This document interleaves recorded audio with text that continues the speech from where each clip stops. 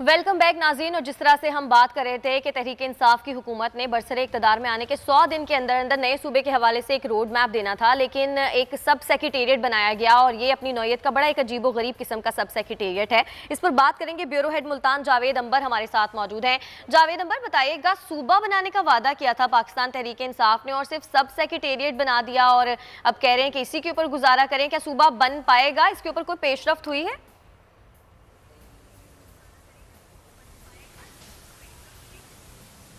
जी, पहली बात तो ये है कि पाकिस्तान तहरीक इंसाफ की जो हुकूमत है जब ये आई थी तो इन्होंने ऐलान किया था कि 100 दिन के अंदर ये जनूबी पंजाब को सूबा बनाएंगे और इस हवाले से वोट भी इसी हवाले से इसी बुनियाद पर लिए गए।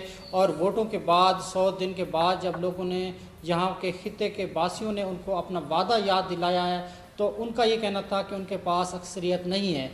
ताहम इसके बाद जो है एक सेक्रेटेरिएट का ऐलान किया गया कि बहावलपुर में सेक्रेटेरिएट बनाया जा रहा है, जिस पर मुल्तान के लोगों ने ख़ासा एहतजाज किया, यहाँ के अराकीन असम्बली ने भी एहतजाज किया। तो उसके बाद ये फैसला किया गया कि मुल्तान और बहावलपुर में 8-8 सेक्रेटरीज बिठाए जाएंगे। 30 जून 2020 को यहाँ पर मुल्तान में एडिशनल चीफ सेक्रेटरी और एडिशनल आईजी का यहाँ पर तकर्री का लेटर जारी किया गया था और यहाँ पर एडिशनल चीफ सेक्रेटरी और एडिशनल आईजी पुलिस यहाँ पर बैठना थे, जिसके बाद यहाँ पर ये फैसला हुआ कि यहाँ पर मुल्तान में 8 सेक्रेटरी बैठेंगे, 8 सेक्रेटरी बहावलपुर में बैठेंगे। अब जब ये सेक्रेटेरिएट बन गया है, सूबा नहीं दिया गया सेक्रेटरी। जावेद अंबर, यहाँ पर मैं एक रोकूंगा आपको। ये बताएं कि एडिशनल चीफ सेक्रेटरी और एडिशनल आईजी दोनों मुल्तान में बैठते हैं या दोनों बहावलपुर में बैठते हैं?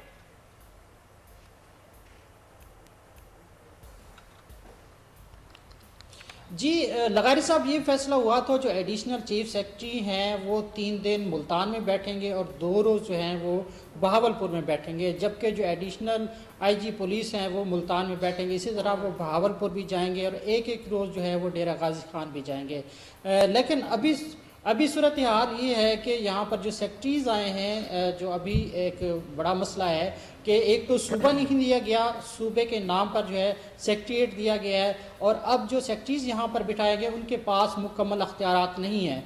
उनके पास तबादले का कोई अख्तियार नहीं है, तैनाती का कोई अख्तियार नहीं और ना ही किसी अफसर के खिलाफ, किसी मुलाजिम के खिलाफ कार्रवाई का अख्तियार दिया गया है। रिसेंटली में आप एक ताज़ा तरीन मिसाल देता हूँ कि 2 रोज़ कबल ही डिप्टी कमिश्नर गालिबन हमें डॉक्टर अफजल ढांडला साहब मेंबर कौमी असम्बली ने ज्वाइन किया।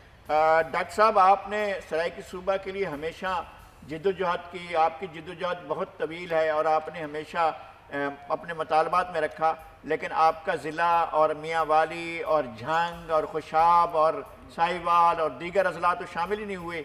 सराइकी सूबे की तहरीक आप चलाते रहे और आपको तो आपके ज़िले को तो शामिल ही नहीं किया गया।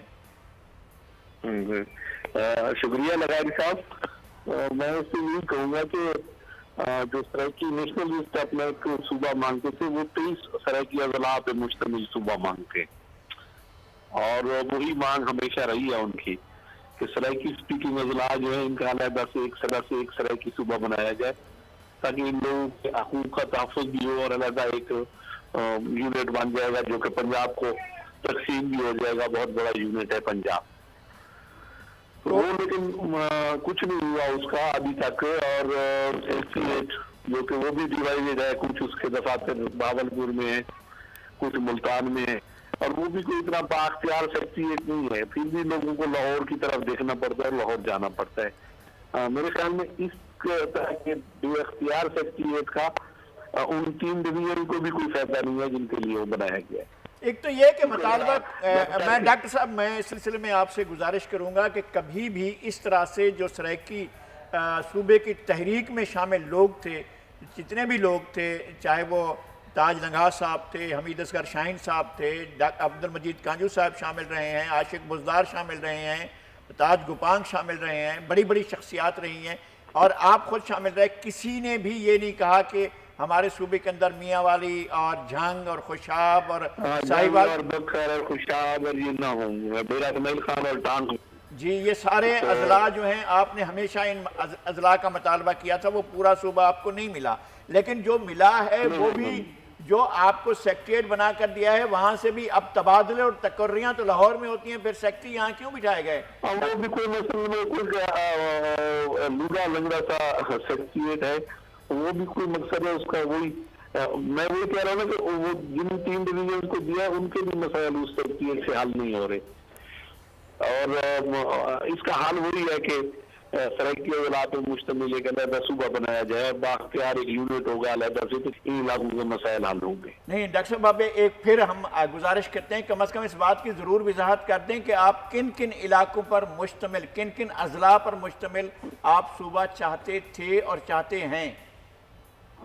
वो तो जी पूरा जो सराइकी बेल्ट हम गिनते हैं, जिसमें जंग का जिला भी है, आगे सहीवाल भी हम मांगते हैं, पहले सहीवाल भी इसी इलाके का हिस्सा था, फिर झंग है, आगे सरगोदा, खुशाब, मियांवाली, आगे टांक और डेरा इस्माइल खान, ये अजला भी उकाड़ा और पाकपतन के बारे में भी मुतालबा, उकाड़ा और पाकपतन भी है, उकाड़ा और पाकपतन भी। तो ये तो रहा है मुतालबा। और सूबा आपको दे रहे हैं 9 अजला का, और जबकि मुतालबा आप लोगों का था 23 अजला का आप सूबा मांग रहे थे, और सेक्रेटरीट बनाया गया है, सब सेक्रेटरीट बनाया गया है। सब सेक्रेटरीट में सेक्रेटरियों का तकर्रुर हुआ है, लेकिन वो सेक्रेटरी कुछ भी नहीं, उनके पास अपना स्टाफ भी नहीं है। क्या वहाँ पर कोई ज्वाइंट सेक्रेटरी, क्या एडिशनल सेक्रेटरी, क्या डिप्टी सेक्रेटरी, सेक्शन ऑफिसर, इस तरह की कुछ चीज़ें भी हैं, या सिर्फ सेक्रेटरी बैठ रहे हैं? मतलब अभी वो तो फुली मुकम्मल तरह से फंक्शनल भी नहीं हो सका जो सेक्रेटरीट बनाया है वो, क्योंकि वो मेरे ख्याल में प्रैक्टिकली फिजिबल नहीं है। वो शायद वो मकासद जो है एक अलग यूनिट की, वो उसको वो सेक्रेटरी हाल नहीं कर पाएगा। तो अगर यूनिट बनाना था जी, अगर कुछ कहीं सूबा बनाना है और इनका इंटेंशन है और इनकी नेक नियति है, तो तमाम दफातर, तमाम जो चीज़ें हैं वो एक जगह पर हैं, लाहौर में, यहाँ कराची में, कोयटा में और पेशावर में, तमाम सूबों में एक ही मकाम पर है। और यहाँ पर ये पहले से डिवीजन असल में हुआ ये कि जो नून लीग ने कटा खोल लिया बीच में, बहावलपुर सूबा था, उसमें सारा इसमें आके मकसद है चीजें तकसीम हो, और वो चाहते भी यही थे कि ये ना बने, ताकि ये आपस में लड़ते रहे और ना बहावलपुर सूबा बने, ना मुल्तान, और ना ये तरह की अजला पे मुश्तमिल सूबा बन सके। आपका क्या ख्याल है कि जब आप जी फरमाएं। ये देखने, क्योंकि पीटीआई के पास भी 2/3 मेजॉरिटी नहीं है, ना सेनेट में है, ना कौमी असेंबली में है, तो वो भी अपनी मर्जी के मुताबिक कुछ नहीं कर सकते सूबे के हवाले से।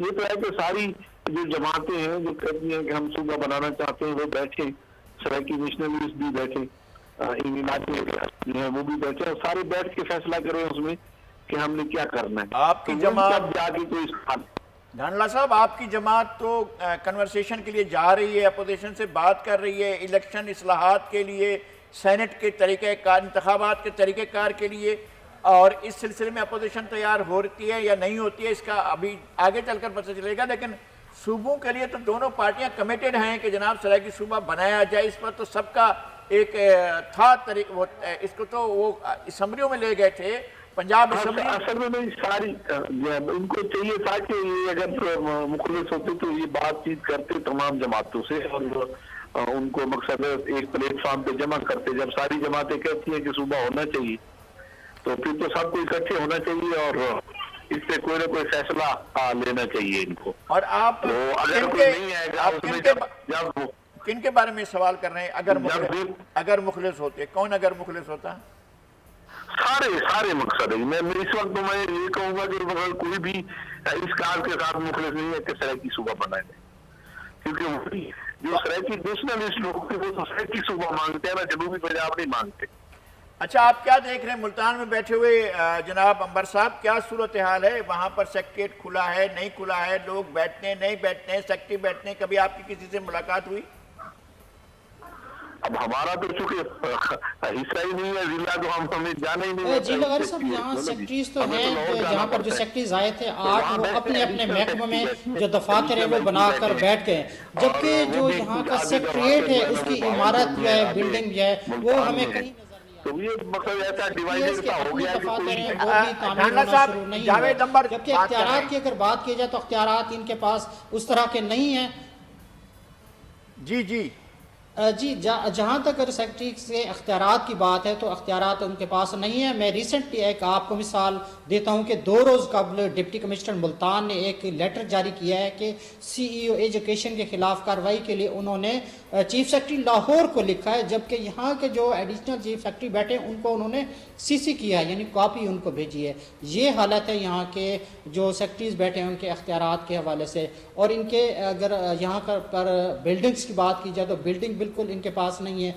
फंड्स तो इनको मिला है, लेकिन वो फंड्स ऐसा है कि अगर इन्होंने कोई गाड़ी खरीदनी है तो वो गाड़ी भी खरीद नहीं कर सकते। इसके साथ इन्होंने रेंट पे गाड़ियां ली हुई हैं। दफातर जो हैं जहाँ पर भी इनको मिला है दफ्तर, वहाँ पर ये बनाकर बैठ गए हैं, जबकि जिनके हाउसेस हैं, रिहाइश गाह हैं, उसके मसाइल भी अभी तक जूं के तूं हैं। ये एक सूबा तो नहीं दिया गया, लेकिन यहाँ के लोग ये समझते हैं कि अगर यहाँ पर सेक्रेटरीज बिठाए गए हैं, अगर इनको मुकम्मल अख्तियारात दे दिए जाएं, लोग लाहौर ना जाएं, क्योंकि अब भी लोग लाहौर जा रहे हैं, लोगों को लाहौर ना जाना पड़े, क्योंकि राजनपुर का, DG खान का या दीगर जो इलाके हैं वहाँ के लोग जब लाहौर जाकर बैठते हैं 2-3 रोज़ उनको वहाँ पर क़याम करना पड़ता है, अखराजात उनके होते हैं और वहाँ उनके काम भी नहीं होते, उनको वापस जो है ना बगैर काम के वापस आना पड़ता है। तो ये मसाइल अभी जूं के तू हैं, अभी मसाइल तो जूं के तू बरकरार हैं। बहुत शुक्रिया आपका। जावेद अंबर हमारे साथ मौजूद थे, MNA अफजल ढांडला साहब भी हमारे साथ मौजूद थे, आप दोनों का बहुत शुक्रिया।